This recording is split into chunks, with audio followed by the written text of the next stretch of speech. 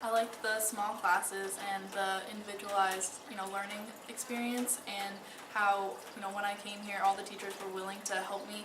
And I think what I learned most here is that confidence was my, key problem, and I really didn't have any because I think I was shut down so much in the public school system that I never really got the, ground for where I was supposed to start. And so here I was told that my ideas were great, no matter what my idea was, it was a good idea, and no idea that I had was wrong, and I could build upon it if it wasn't, the best idea. I learned that I pretty much had to, know what I needed.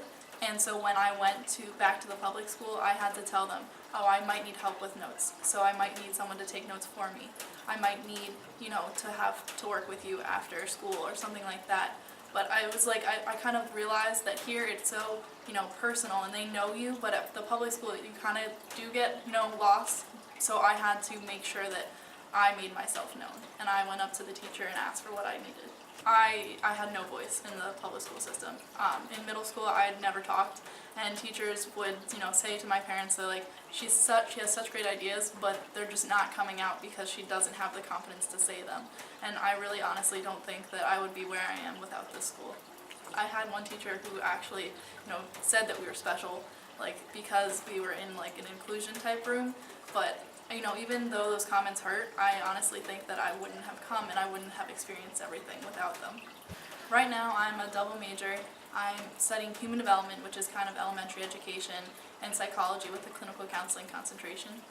I think I'm planning on right now going to graduate school probably for counseling, but also I really want to incorporate art and music therapy because I feel like those are the two things that kind of helped me and pushed me through my tough times. And actually my past 2 summers I've worked with 2 different art therapists, and I just think that seeing them work with kids, and I also worked with adults in their 80s and 90s, and they even found expression through art, and I think it's a fantastic thing. I definitely feel like I was successful. I mean, there was definitely tough times. I think the toughest time was I had to take 2 English classes in 1 semester, and that was tough, but I knew that because I did that, I would get to have an internship. So my senior year, the second half of the year, in the second half of the day, I went and I worked at my old elementary school with the guidance counselor there, and I was also put in a few inclusion classrooms, and I feel like it was very beneficial to me because I got to see exactly what I would want to do. And I also worked with regular classrooms too, and since then I've had a few other internships in schools. And I do love teaching, but I just feel like I see myself working in smaller groups or one-on-one more than in a classroom in front. This summer, I think I learned a lot about the different types of students there are, and don't really think about it because I only have a few types of dyslexia, but you see the wide range, and you see how different students have to find their way. And I feel like when you're here, you think of just yourself, and you don't really think, oh, what does this person have to do? What does this person have to do? But you kind of have to. Each person does have to have that individual plan for themselves. And it's really neat to see, how the teachers work with them and the different ways to help them. I actually had an astronomy teacher, and he said, I actually have dyslexia too. And so he worked with me, and he really did help me, and he understood that I didn't just need, the visual stimuli, I also needed, audio and kinesthetic. I'm very, I need to learn through every, single type of learning strategy.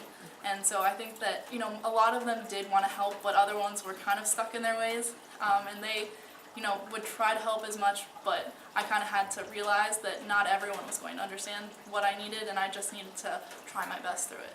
And they actually have this thing called Office of Academic Skills at my college, and so you can apply kind of like, an individual learning plan there, so you can go and you can talk to the people and you say, I mostly have trouble with test taking, so I need that extra time. And I've never heard anyone said that's had no said to them.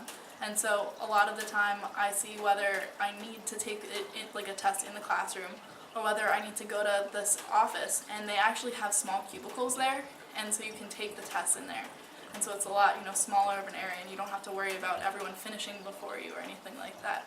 And so they're actually really helpful. And when you go up and you tell the teachers, oh, I have, I've worked with the Office of Academic Skills, they, just say, okay, and they understand it. And they don't ask you anything, and it's really nice because it is kind of anonymous. because they don't know what you need help with. They just know that, you have to go there to take a test. So one of the most interesting times that I went through was in my Psychology 101 course. We had to, everyone that was taking that course, which was over 100 students, we all had to sit in the auditorium at my school, and we watched a documentary about this guy who had dyslexia.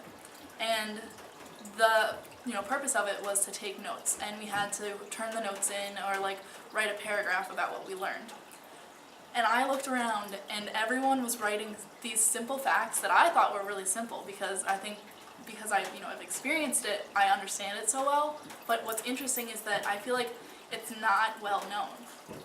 And people were writing, I could hear people saying oh, when they said, oh, it's not just flipping the letters.